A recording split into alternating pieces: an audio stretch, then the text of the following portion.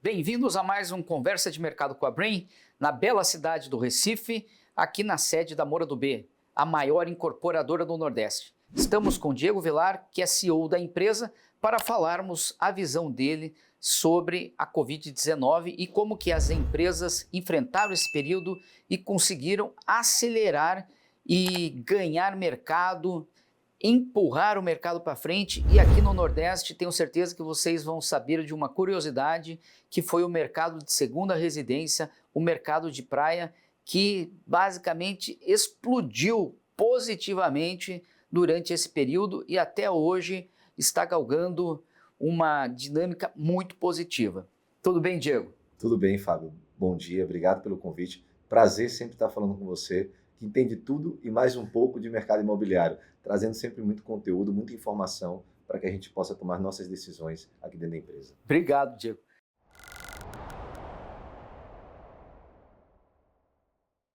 A gente divide em 3 blocos o nosso bate-papo. O primeiro deles é o Enfrentando o Desconhecido, né?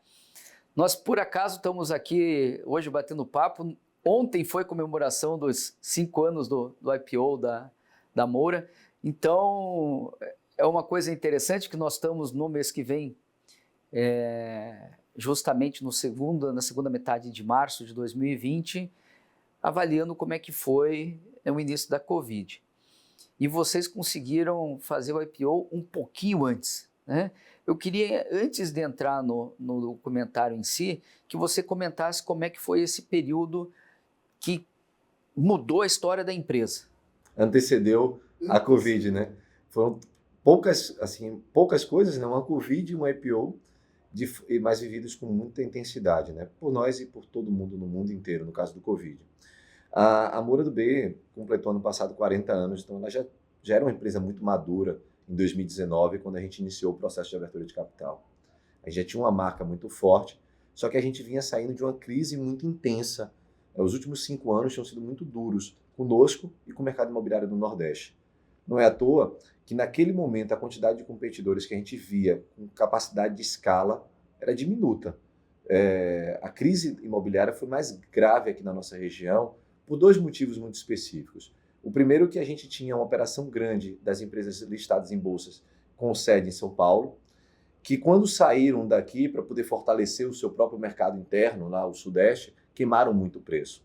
O segundo é que naquele mesmo momento da crise você tinha a Lava Jato operando no Brasil, que pegou em cheio as empreiteiras. E algumas dessas empreiteiras tinham braços imobiliários e algumas delas eram do Nordeste também. Então, tiveram que, para proteger a sua estrutura de marca corporativa, também queimar alguns ativos imobiliários. Então, isso foi devastador para o nosso mercado. E aí, quem não lembra ainda, juros altos, crise política, impeachment de presidente, né, distrato que não era regulamentado, não era legalizado, só em dezembro de 2018 isso veio. E a Moura do B fez todo um exercício para conseguir sair do outro lado.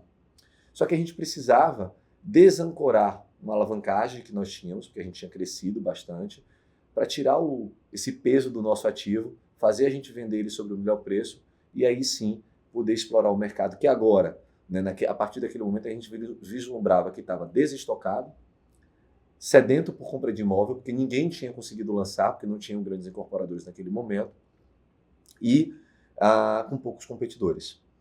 E a gente enxergou no equity, né, via IPO, uma grande oportunidade para isso. E o mercado de ações naquele momento estava muito propício. Para você ter ideia, os múltiplos que se negociavam as ações na Bolsa, no caso do mercado imobiliário, múltiplo de patrimônio líquido e múltiplo de lucro, até hoje, nem de perto retornou àquele patamar. Então a gente viu essa oportunidade, a gente fez ela acontecer, e aí com isso foi um deal de bastante sucesso. A gente levantou um pouco mais de 1 bilhão e 200 milhões de reais, mais do que suficiente para a gente cumprir o nosso plano. E a gente tinha um plano pronto, do qual naquele momento a gente não tinha era capacidade financeira de colocar ele de pé. A gente tinha capacidade operacional, absorção de mercado.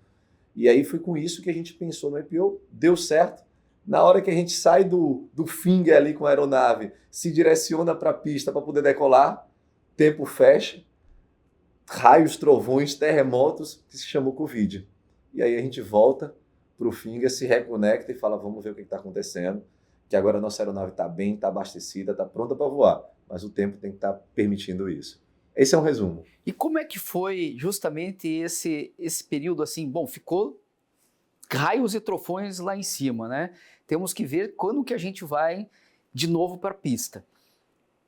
Como é que foi o replanejamento? O que vocês sentaram aqui nessa mesa grandona para debater com toda a diretoria? O que vocês pensaram? Veja, no primeiro momento, todo mundo ficou sem entender o que estava acontecendo, né? A gente não sabia a profundidade daquilo. A gente tentou se manter dentro do limite com muita calma, com muita serenidade, para que as decisões não fossem tomadas sem as informações corretas. A gente sempre pede que tenha a informação correta para tomar a decisão certa. Se não tem informação, não se toma a decisão, a gente vai entendendo o cenário, criando uma claridade nele para vir.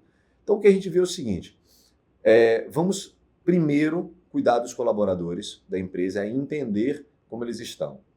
E, ao mesmo tempo, saber se as obras são um ambiente seguro para trabalhar. Alguns estados fecharam obras, outros permitiram que a obra funcionasse.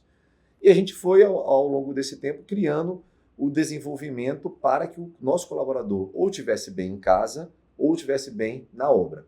Então, a nossa energia estava concentrada 100% nisso e a gente esqueceu o plano de lançamento. A gente achava que, naquele momento, ninguém tinha cabeça para poder pensar em imóvel, ninguém iria enxergar dessa forma. Apesar de que, para abrir capital, a gente teve que olhar para os próximos 5 anos da empresa e informar o mercado, fazer conta de tudo que nós seríamos capazes de lançar trimestre a trimestre, mês a mês, ano a ano, pelo menos nos próximos 3 anos, a partir de 2020. Então, 20, 21, 22.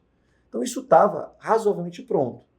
Só que depois é interessante até falar dos ajustes que nós tivemos que fazer o plano de negócio para isso. Mas o primeiro momento, a primeira discussão é, vamos entender o quão grave é esse problema de saúde pública, vamos entender de que forma nosso colaborador vai estar protegido, ou a gente vai poder criar mecanismos de proteção para ele, e vamos saber das obras, porque a gente tem uma cadeia de fornecedores, uma cadeia de clientes, da qual a máquina precisava continuar rodando.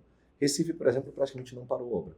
A gente conseguiu, junto com a Secretaria de Saúde à época, a Prefeitura, o Governo do Estado, criar uma forma de ser um ambiente razoavelmente protegido. E o colaborador queria, porque a gente emprega uma determinada classe de faixa de renda que é a mais vulnerável no Brasil. É assim com toda a construção civil. E ir para casa e ficar, como era isolado na época, não era uma opção para ele, porque as condições de moradia deles não eram tão salubres quanto a grande maioria das pessoas que pregavam o isolamento.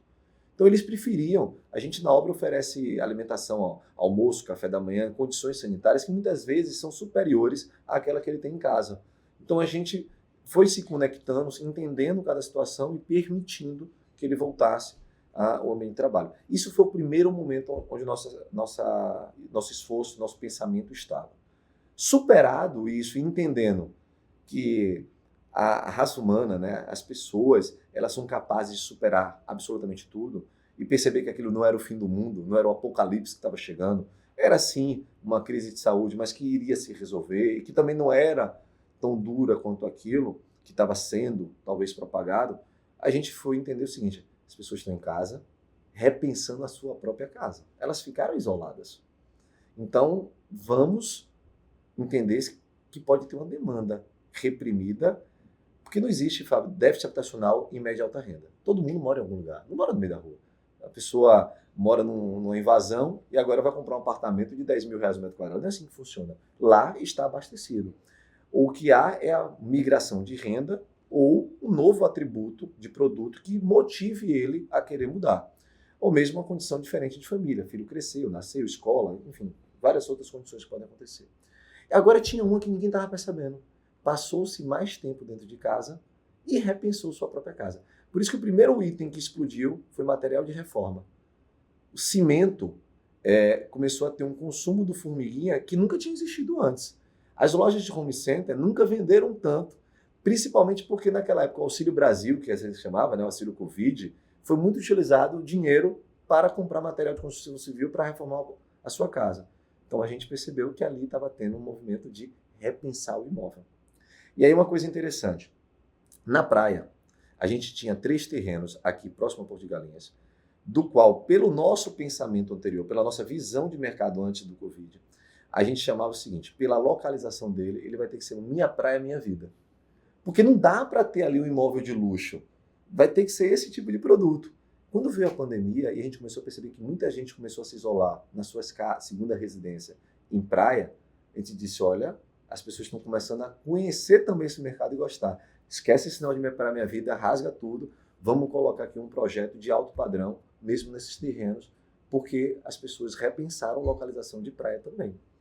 E em junho, você vê que 3, 4 meses pós, que você acabou de falar, foi ali final de junho, início de julho, a gente decidiu ir como é uma estratégia sempre da Moura. Vamos pegar um projeto menor do que a gente tem desse plano de negócio. Ele tinha apenas 60 milhões de VGV na época. E vamos lançar e vamos entender o mercado.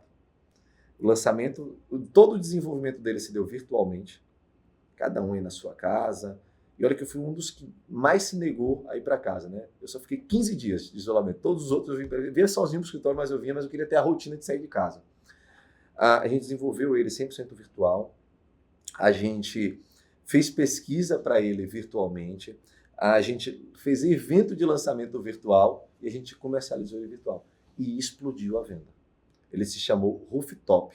Ficava aqui no Recife. Então, bairro que a gente conhecia demais, Boa Viagem, localização que a gente tinha domínio, projeto pequeno e projeto que a gente conhecia.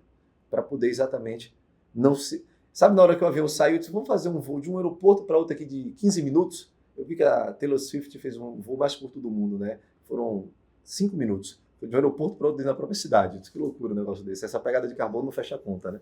Então a gente fez esse voo assim para... A gente não vai nem chegar em altura de cruzeiro porque a gente só quer sentir como é que está o clima para a aeronave voar. E deu tudo certo. Na sequência, a gente decidiu aí, passo além, ainda em Boa Viagem, ainda em produto que a gente conhecia, vamos lançar o Mimi Leão Monte. Aí veja que interessante. O Mimi já foi o primeiro produto que a gente rasgou completamente a concepção original dele e decidiu passar para outro, baseado no que as pesquisas estavam indicando que as pessoas estavam repensando o seu produto. Como que? A área de integração do imóvel, sala, varanda e cozinha, tinha que ser um único ambiente, permitindo isso. Então a cozinha não precisava ser segregada, ela tinha que ser integrada. E também uma outra coisa, pela área do apartamento, a gente tenderia a fazer 4 quartos e dependência de empregada. A gente fez 3 suítes sem dependência de empregada. Que área do apartamento? Um apartamento próximo de 140 metros quadrados. Aqui no Nordeste tem hábito de se fazer apartamento que a gente chama 4 quartos compacto. A verdade é que um 4 quartos de abaixo de 170, 180 é um produto, na minha opinião, que todos os quartos não se resolve bem. O bom aí é o 3 suítes. Mas tirar o quarto de empregada, dependência de serviço, foi um passo ousado naquele momento e integrar. Fazer a cozinha americana, vamos dizer assim, não o apartamento daquele, também não era o óbvio naquele momento. E a gente fez. Fábio, não teve 2 semanas, vendeu todo o projeto. A gente está entregando ele até agora, porque ele como domínio o prazo é mais longo. E a gente disse, olha, acabou a pandemia, né? A gente tem que se manter afastado, usar máscara, mas a economia voltou. E aí também dados econômicos mostravam o seguinte, estão encharcando o mercado com capital. Né? Isso foi um movimento mundial. E esse excesso de liquidez, com as pessoas agora olhando assim, ó, minha vida não é tão imortal, ela tem fragilidade.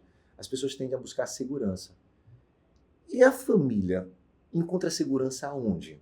Na sua casa. Então foi lá que todo mundo começou a repensar o imóvel e desejar algo muito melhor do que tinha.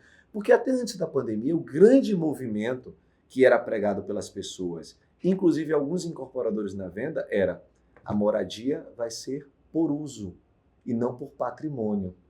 As pessoas precisam circular mais, viajar mais, precisam ter mais liberdade. A cápsula de dormir vai ser só isso, o prédio vai ser integração. Aí vem uma pandemia para dar uma porrada na gente e lembrar o seguinte, no fundo, todo mundo quer segurança. Todo mundo quer sua casa, todo mundo quer sua família, para poder, nos momentos de crise, nos momentos que a adversidade chega, poder se sentir confortável, seguro. Então a gente seguiu investindo ainda mais nessa linha de produto e foi um grande sucesso.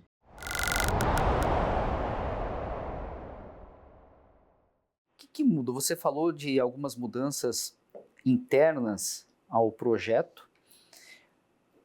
Eu lembro que nós fizemos várias pesquisas também, que além da integração de sala, varanda, cozinha, um outro ponto, como teve aquele período, né, que todo mundo dentro de casa virou uma confusão. Delivery. E pai trabalhando num lugar, mãe trabalhando no outro, filho fazendo aula, aquela confusão, né, tirando produtos econômicos, que as plantas eram pequenas e não tinham o que fazer. A gente percebeu também que muitos pais começaram a falar, eu quero ir para o meu quarto, e o quarto tem que ser maior, portanto, tem que ser mais confortável. Você comentou um outro ponto também. Menos de 160, 170 metros não se resolvem bem os quartos quando tem 4 quartos. Vocês perceberam, então, uma mudança na necessidade ou na exigência do consumidor por suíte de qualidade, em especial a suíte master? Sim. Tirar o conceito do... A gente chegou a fazer, Fábio, aqui apartamento de 90 metros quadrados, 3 quartos com dependência de empregada. A gente chegou a fazer aqui apartamento de 135 metros quadrados no passado, 4 quartos com dependência de empregada. Esse produto, ele tem cômodo para todo mundo, mas ele é desconfortável para todo mundo no momento de pandemia. Na verdade, a sala é pequena, a cozinha é pequena, os quartos são pequenos, os banheiros são apertados, tudo é muito diminuto. Mas no conceito de que quanto mais quarto do passado, melhor para comercializar, porque são 4 quartos, o mercado imobiliário foi se moldando e incentivando isso. Na hora que veio a pandemia e as pessoas perceberam, o quarto é um depósito, o quarto de empregado é outro depósito, peso eu não quero mais carregar, eu repenso minha vida, eu quero qualidade, eu quero aproveitá-la. Surgiu nessa área o 3 suítes, sala, cozinha e varanda integrada, com grande amplitude, cada um com seu quarto confortável, com espaço para ter uma bancada de trabalho. O que a gente nunca de fato aqui acreditou, lembra que eu falei que eu só passei 15 dias aqui, e isso era um exemplo também para as demais pessoas aqui da organização, outras pessoas deram esse exemplo, era que a questão do home office seria a nova tendência. A gente nunca achou que as pessoas de fato iriam deixar de ter seu escritório, preferir pegar o movimento, o trânsito. As pessoas poderiam agora até ter esse ferramental, como motivo o trânsito hoje está pesado, eu preciso viajar, a tecnologia chegou para eu fazer por vídeo. Isso realmente foi um avanço incrível que aconteceu. A forma como hoje você apresenta uma pesquisa para a gente, no passado, há 7 anos atrás, não era assim, não existia. Zoom, Teams, isso não eram ferramentas que a gente podia usufruir. Você tinha que vir lá de Curitiba para cá apresentar. Isso avançou, mas a gente nunca acreditou que de forma permanente as pessoas iam ficar em casa. Só que mas a gente percebeu a questão do repensar a casa com mais conforto, porque passa mais tempo dentro de casa e passou a dar valor a essa integração. Uma coisa que foi direto e nunca se mudou foi o delivery. De repente, a portaria, que era um lugar de esconder o porteiro, blindar ele, deixar ele isolado, passou a ser uma central logística do Mercado Livre. Né? Vamos, assim, um exagero. Não tem onde acomodar, né, todo aquele tipo de encomenda que chegava, e pior, algumas coisas perecíveis que precisavam estar refrigeradas. Isso foi um movimento que a gente também percebeu. A gente, quando eu digo também o mercado imobiliário como um todo, né? A Moura não foi pioneira em absolutamente nada disso. Talvez no mercado de segunda residência, no formato que ele é hoje, a gente tenha sido a primeira ou uma das primeiras. A gente percebeu que precisava criar 2 espaços de delivery com acesso externo, com câmara fria para poder guardar algumas coisas, ou pelo menos com refrigerador, né? O espaço bem acomodado e até a personagem do concierge do prédio. Né? Porque o porteiro não tem condições de ficar recebendo tudo isso e entregando no apartamento ou deixando no chão do elevador. Precisa que alguém faça essa mini central de logística, dependendo até do tipo de imóvel, isso aconteça. Isso também a gente percebeu. Uma outra coisa, Fábio, que foi muito importante, você deve ter percebido nas suas pesquisas. Antigamente, os prédios eram 50, 40 itens de lazer. Para que tanta coisa, né? As pessoas começaram a repensar muito a questão da sua própria saúde através da atividade física.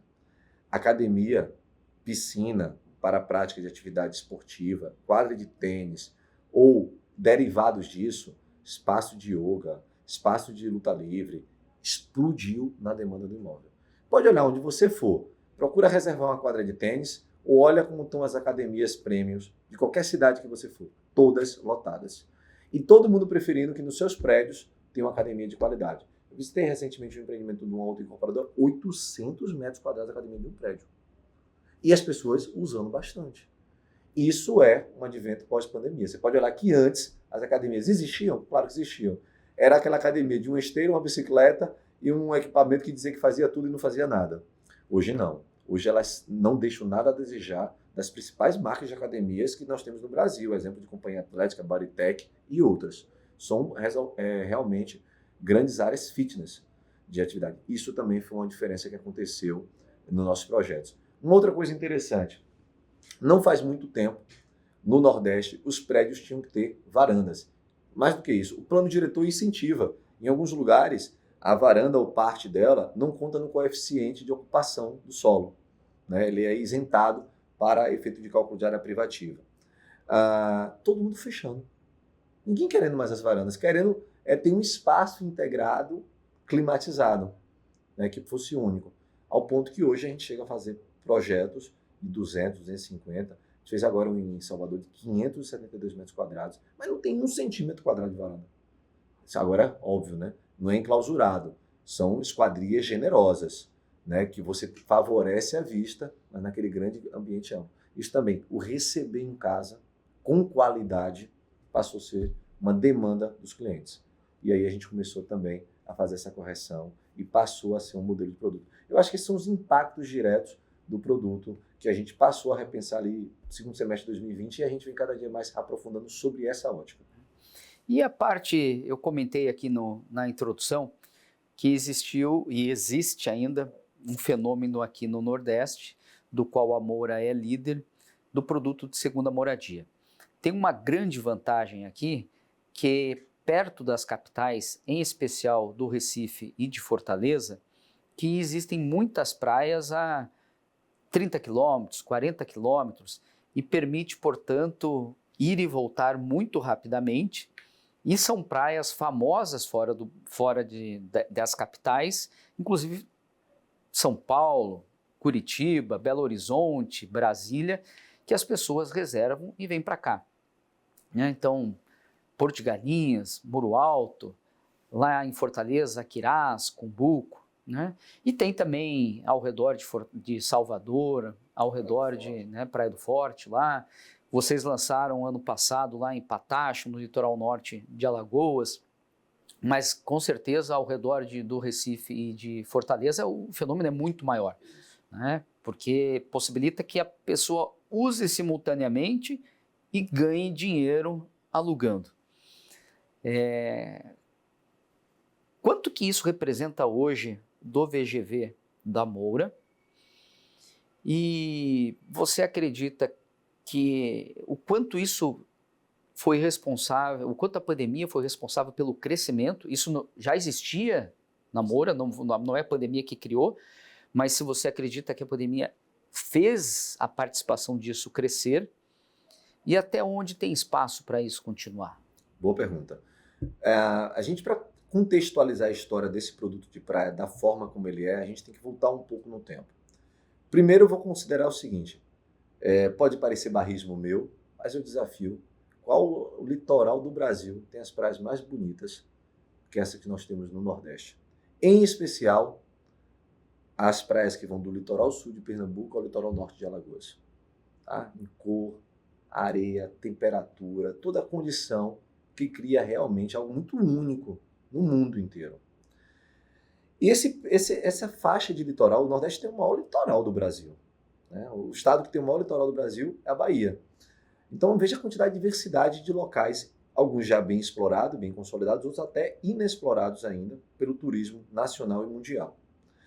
Mas a verdade é que nos últimos 30 anos o investimento em equipamentos de hospitalidade de forma estruturada no Nordeste foi inexistente. Pode pegar dados disso. E a pandemia, em um determinado momento, esse mercado apareceu da seguinte forma. As pessoas querem ficar em casa para poder se isolar, mas ficar aqui num apartamento de 70 metros quadrados olhando para outro prédio, primeiro, segundo dia pode ser até bacana. Daí 2 semanas já é desagradável. Eu estou com saudade de voltar para a minha empresa. Quando tem a opção do imóvel de praia, é uma maravilha, né? Eu digo que todo mundo é mais feliz quando mora com vista para o mar. E aí ela tinha vista para o mar, mesmo no apartamento, até mais compacto. E podia acordar de manhã, dar uma caminhada na praia, tomar um banho de mar, voltar com aquele clima de férias, trabalhar.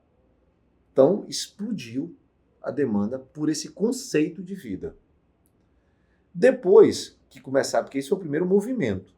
O segundo movimento foi liberar as viagens dentro do Brasil. Você podia viajar de São Paulo para Salvador, de São Paulo para Fortaleza, do Rio para Recife, mas você não podia ir para fora. Estados Unidos mesmo tinha um regramento, tinha que ir para o México, era uma novela isso. Depois só que começou a liberar com exame de Covid no dia da viagem, ou no dia anterior. Então as pessoas começaram a viajar dentro do Brasil. Pode pegar dados de explosão de turismo interno, foi para as alturas.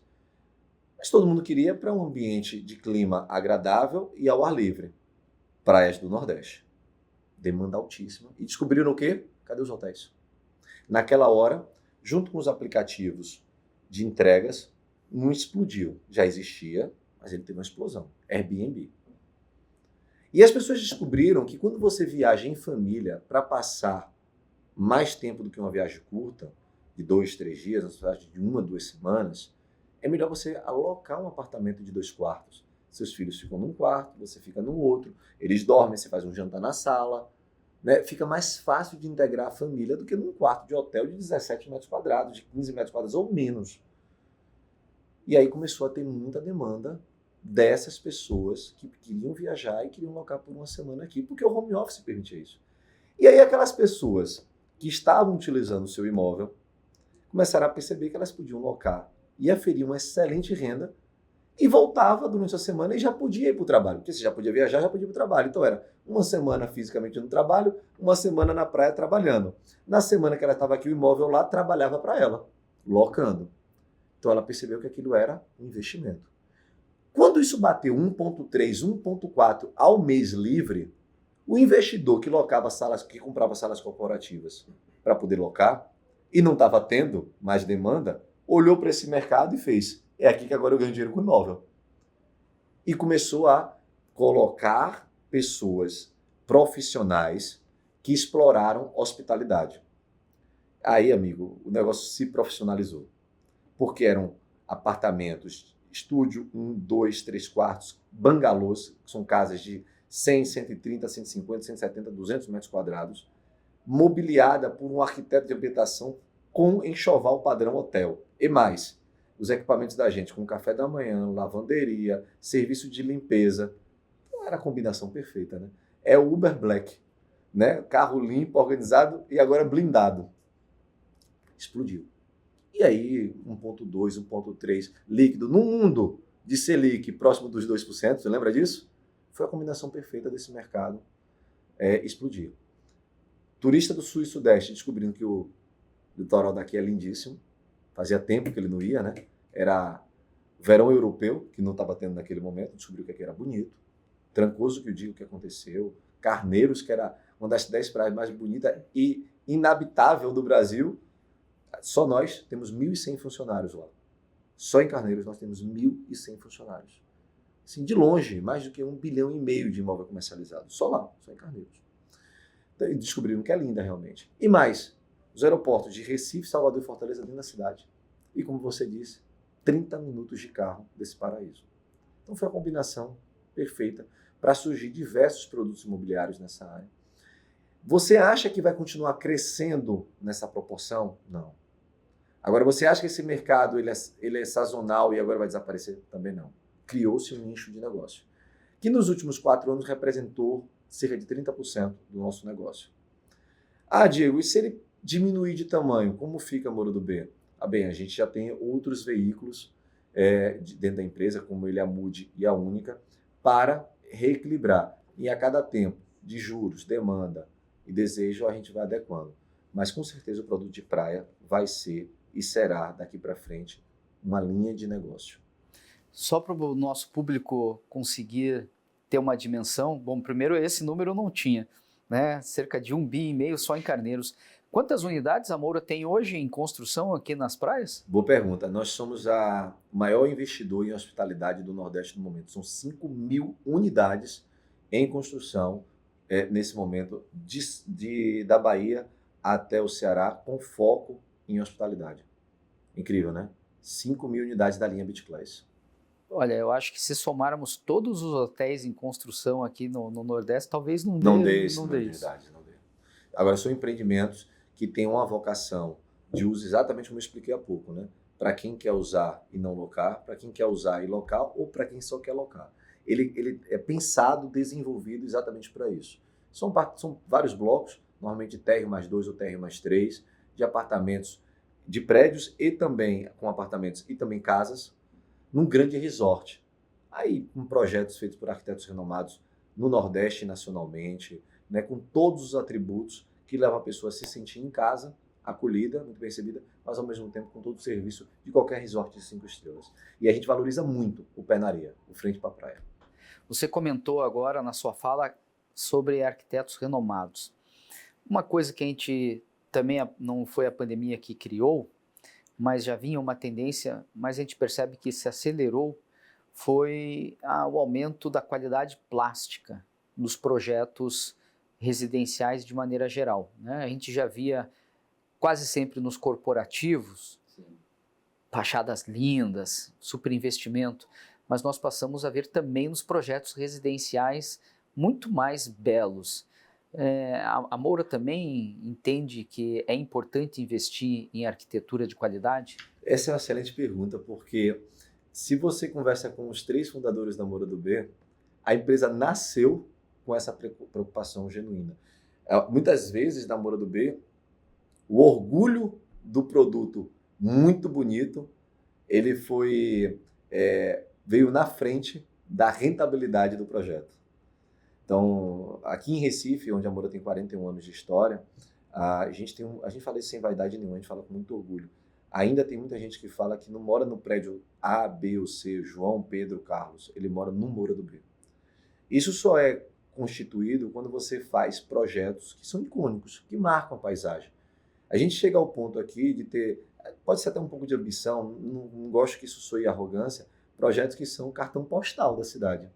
Porque houve sempre uma preocupação muito de todos que fazem parte da empresa, da morfologia arquitetônica. Um projeto atemporal, bonito, com muita esquadria, muito parecido com o que vocês veem na Faria Lima, em São Paulo, no empresarial. A gente sempre tem, obviamente que não é aquilo, é outra coisa que tem que ter a característica residencial. E a pandemia ajudou a fazer isso, porque, de novo, se a gente lembrar um pouco, 2017, 2018, 2019, a cultura estava, não vamos comprar imóvel, vamos fazer locação, apartamento ultra compacto, bem localizado, porque a minha vida é nômade. Imóvel não é o que eu quero. Era quase que um movimento contra a família, mas pela individualidade, né? Pelo egocentrismo. E aí, quando a pandemia veio, as pessoas dizem, olha, o que eu disse antes, não é bem por aí, casa importa, imóvel importa, esse realmente é o bem de maior valor que eu posso comprar, tá? Viagem é importante, roupa é importante, mas assim, a minha própria casa é meu patrimônio, é onde minha família está, é o meu porto seguro.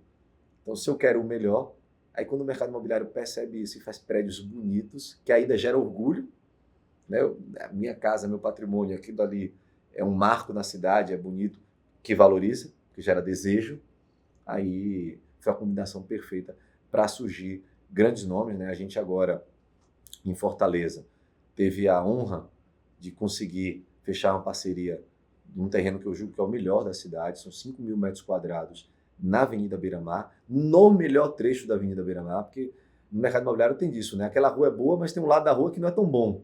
Aí é o melhor lugar da Avenida Boa Viagem, ou da Avenida Beira-Mar de Fortaleza, porque o prédio, ele não só tem vista para o mar, mas a lateral dele tem um clube que permite que ele tenha toda a vista da sinuosidade da cidade e da avenida, que é onde funcionava o Hotel Seara, e a gente vai fazer o Mansão Seara. E é um prédio que a gente buscou um arquiteto, se tem um expoente hoje, nacionalmente, na arquitetura brasileira, e que tem respeito e reconhecimento internacional, é Arthur Casas. E a gente está trazendo Arthur para fazer o primeiro projeto dele no Norte e Nordeste, né, de edificação multifamiliar, e ao mesmo tempo a gente quer fazer realmente um marco arquitetônico em Fortaleza. Né? Tem essa ambição, né? Uma ambição boa, se a gente conseguir, só quem ganhou foi a cidade e os clientes, não é verdade? Então, com isso, a gente quer fazer um projeto muito único, de uma arquitetura que respeite a tradição, respeite o gosto do cearense e do fortalezense, mas ao mesmo tempo seja diferente, seja alguma coisa de orgulho. Então isso genuinamente está no nosso DNA, Fábio. Quando a gente adquiriu mais recentemente o antigo Otton Palace, em Salvador, a gente procurou também um arquiteto de renome para fazer um projeto e a gente quis fazer algo que marcasse a cidade. E mais importante, a gente podia ter demolido o hotel, mas como ele é um marco arquitetônico na cidade, a gente quis inserir ele dentro do projeto novo, retrofitá-lo, dar uma nova vida para ele e transformar a paisagem. A gente tem dessas... Isso está intrínseco à nossa cultura, está intrínseco à nossa forma de pensar e ver projeto. Quando a gente aqui dentro conversa sobre propósito na Moura do B, a gente olha o seguinte: o que que nós queremos ser? O que que nós queremos fazer? Por que você vem todo dia, acorda e está aqui? A gente acredita que a gente vende o sonho do cliente. Nada tem mais valor e possa ser comprado no dinheiro do que sua própria casa. Então é o sonho da maioria das famílias. Então a gente quer vender isso. E para ser um sonho tem que encantar, tem que surpreender. Não só no produto, como na experiência. Mas mesmo quem não comprou, o prédio está inserido na cidade, está na paisagem. Ele ajuda a transformar ou é um terreno com ativo em decadência, em desuso, ou é um terreno vazio. Em ambas as situações, é algo que está sendo uma cicatriz urbana. Não está favorecendo o desenvolvimento e a prosperidade. Então a gente quer fazer algo que marque. Nesse propósito, todas as vezes que a gente vai conceber um produto, a gente tenta lembrar disso, e na hora de comercializar, a gente tenta fazer isso. Para poder que a gente tenha uma marca muito forte e, mais importante do que isso, o orgulho das pessoas da cidade que estão, da empresa por aquilo que ela está fazendo. Esse é um trabalho genuíno. Eu digo aqui dentro todos os dias. Você tem procedimentos executivos, procedimentos de gestão, mas sempre vai se deparar diante de uma situação da qual você não vai estar escrito, não vai estar dito, você não foi treinado para reagir a ela.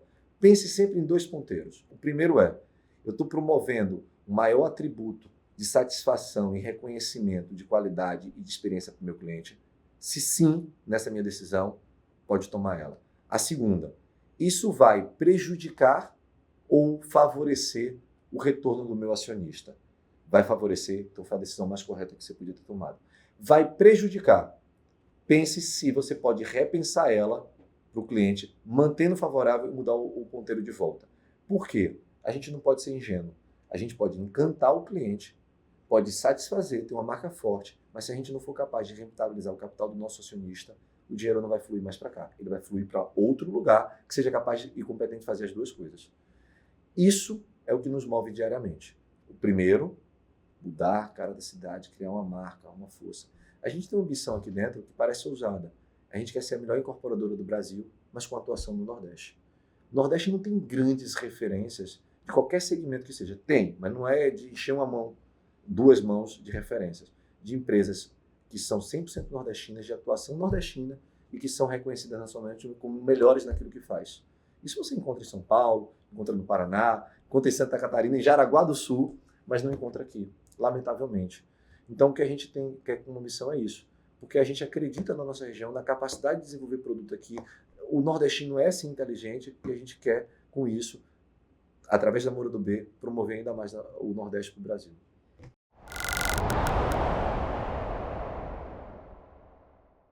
Entrando no nosso último bloco, que é o Arquitetando o Futuro, você comentou do Mansão Otton, e que é um retrofit, parte dele, né? Porque tem 2 produtos juntos.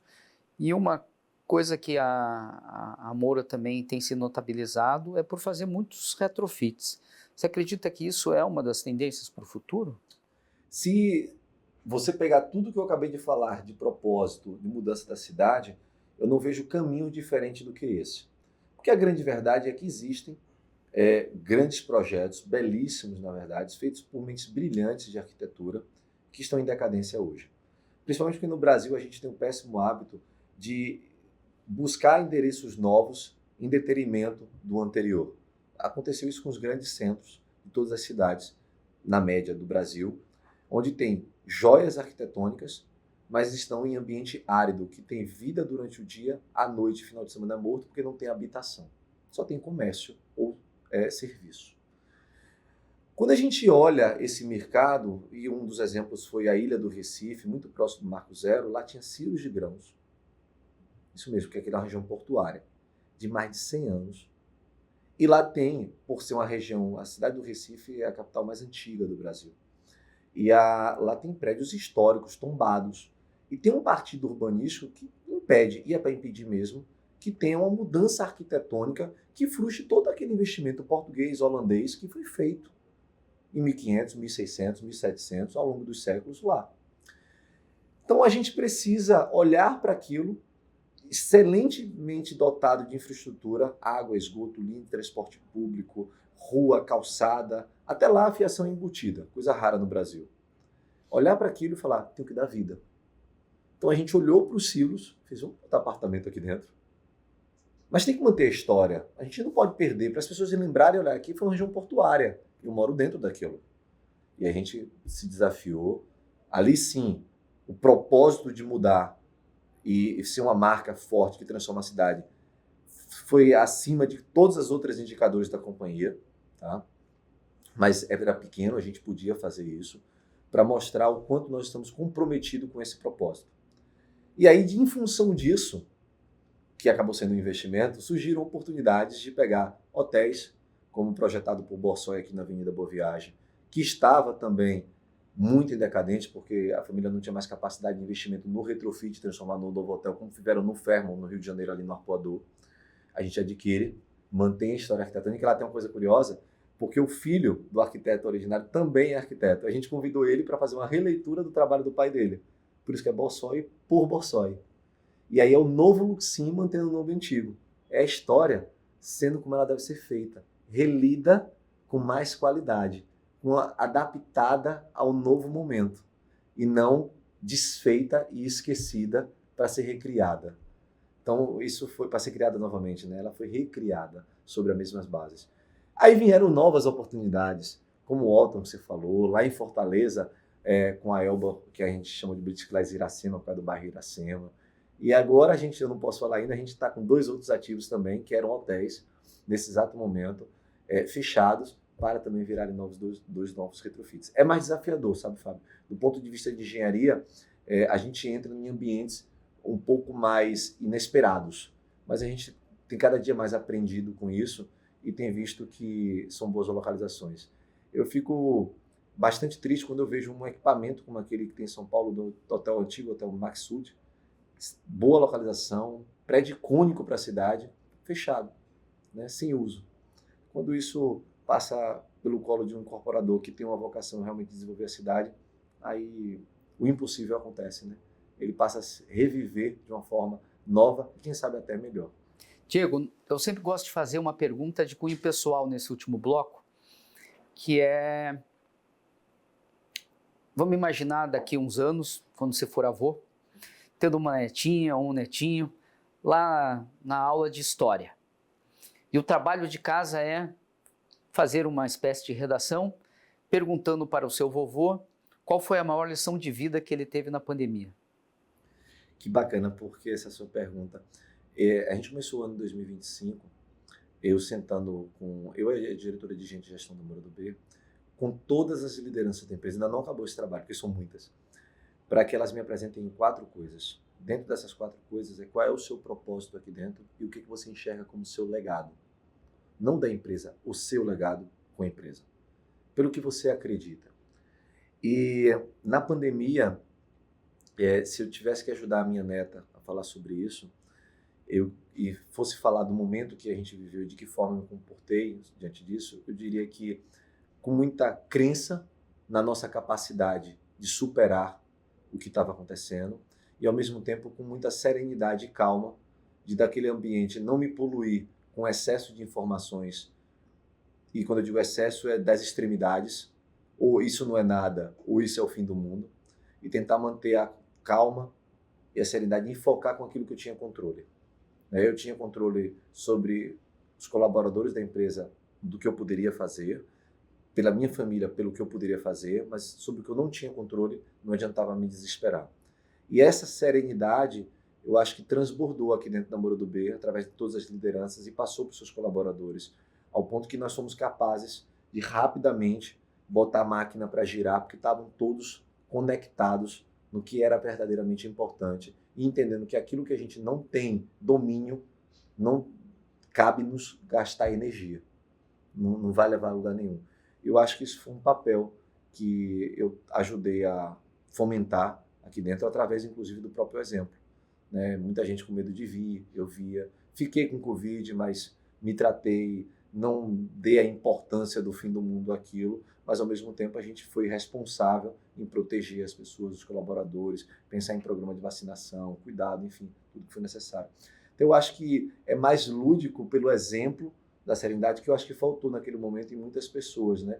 Não ir aos extremismos e confiar mais na capacidade do ser humano de enfrentar o problema e conseguir corrigi-lo. E eu acho que isso fica como lição para todos nós, em qualquer escala de problema que seja.